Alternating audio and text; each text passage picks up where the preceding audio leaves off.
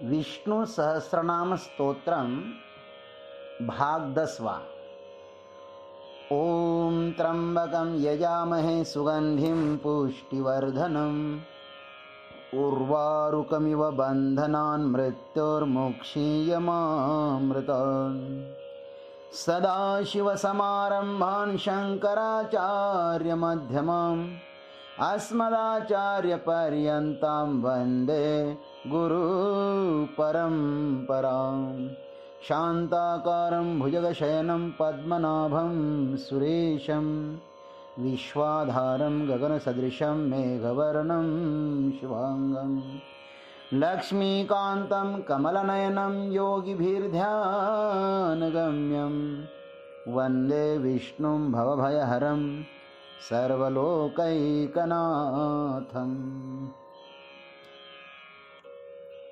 अब भीष्माचार्य जी महाराज 5वां प्रश्न, भवतः कः धर्म सर्वधर्माणां परमः मतः, इसका उत्तर देते हैं 8वें श्लोक में।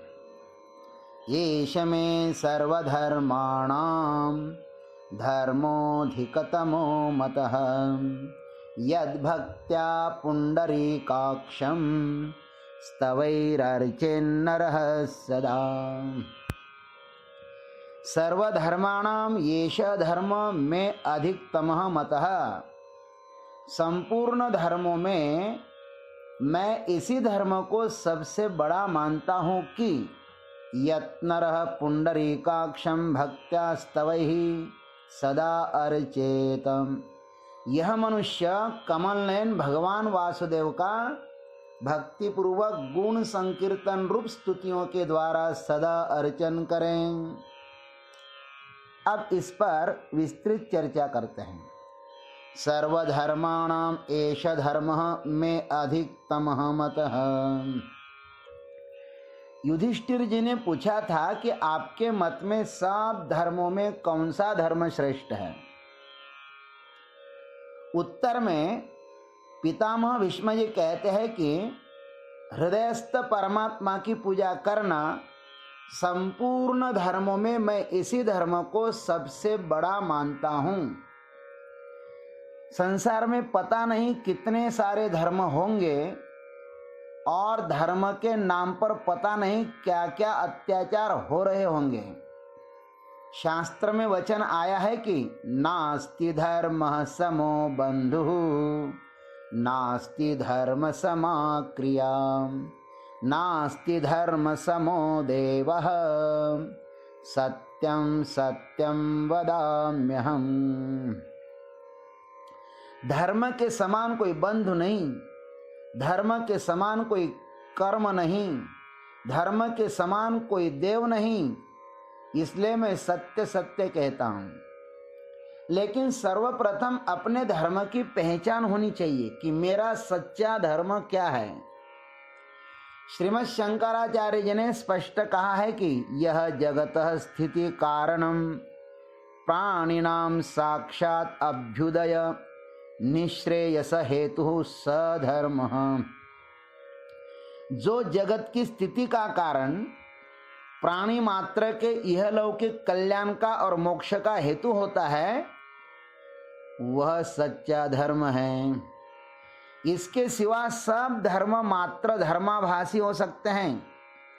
इसलिए मनुष्य को चाहिए कि वह अपने जीवन में सर्वप्रथम अपने धर्म का पता कर ले और तदनुसार अपना जीवन जिए, क्योंकि कहा है कि धर्म एवं तो हन्ति धर्मो रक्षति रक्षितः तस्माद् धर्मो न हन्तव्यः मानः धर्मः हतः वधीतम्।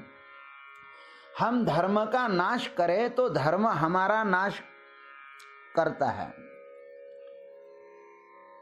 हम धर्म का नाश करें तो धर्म हमारा नाश करता है, और हम धर्म की रक्षा करें तो धर्म हमारी रक्षा करता है। अतः हम धर्म का नाश न करें और धर्म भी हमारा नाश न करे। यतो धर्मस्ततो जयः, धर्म जहाँ पर होता है जय वहीं पर होती है। धर्म बहुत ही मूल्यवान है। जिसे अपने धर्म का पता लग गया, समझो उसका उद्धार हो गया। युधिष्ठिर जी ने ठीक ही प्रश्न पूछा है। हमारे पूर्वजों ने जिस विधि से अपने गंतव्य को प्राप्त किया है, उसी मार्ग से जाने में कल्याण होता है। भीष्म जी अपना अनुभव बता रहे हैं। यत् नरः पुंडरीकाक्षं भक्त्या स्तवहि सदा अर्चेत।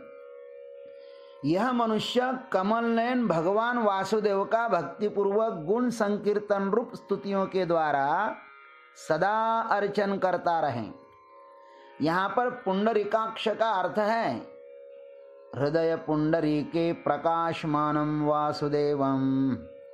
अपने हृदय कमल पर विराजमान ज्ञान स्वरूप वासुदेव यह सबके हृदय सिंहासन पर विराजमान है।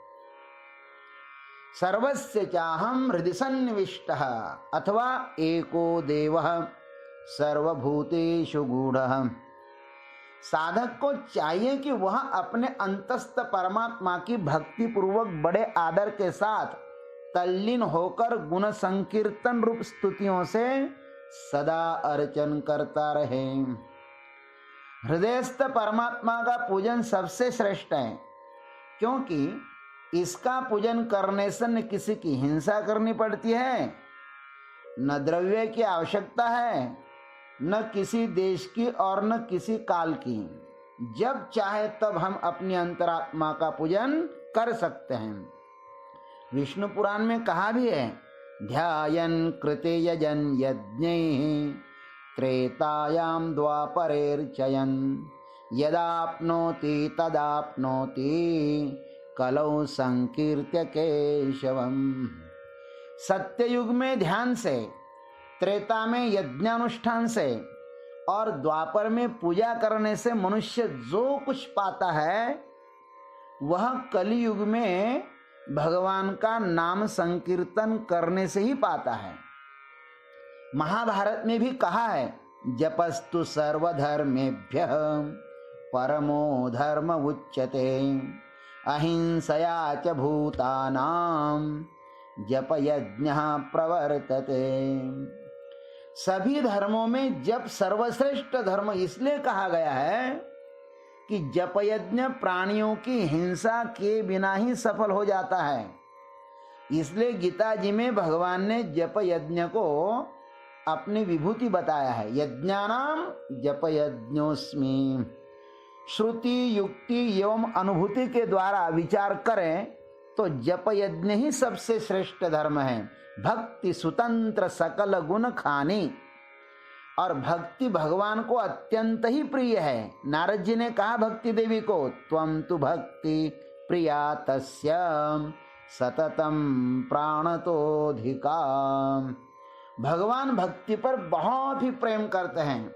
अतः सबसे श्रेष्ठ धर्म यह नाम जप ही है।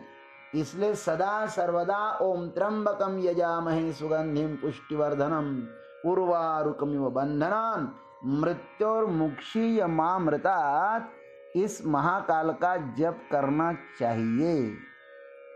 हरि ओम तत्सत। अब शेष अग्रिम भाग में अब एक सूचना है। आप सभी प्रिय भाई और बहनों को मेरा एक विनम्र निवेदन है कि आप इस YouTube चैनल को लाइक और सब्सक्राइब जरूर करें और बेल आइकन जरूर दबाएं, जिससे कि अपने सभी गुरु भाई इस ब्रह्म विद्या का लाभ उठाएंगे। मैं आपको इस YouTube चैनल के माध्यम से प्रस्थानत्रय माने गीता, उपनिषद और ब्रह्म सूत्र को भगवान की कृपा से एवं मेरे गुरुदेव एवं मेरे गुरु जी के शुभाशीर्वाद से क्रम से पढ़ाऊंगा। आप घर बैठे इस ब्रह्म विद्या का आनंद लीजिए। यदा कदा आप प्रश्न भी पूछ सकते हैं। हरि ओम। जय महाकाल।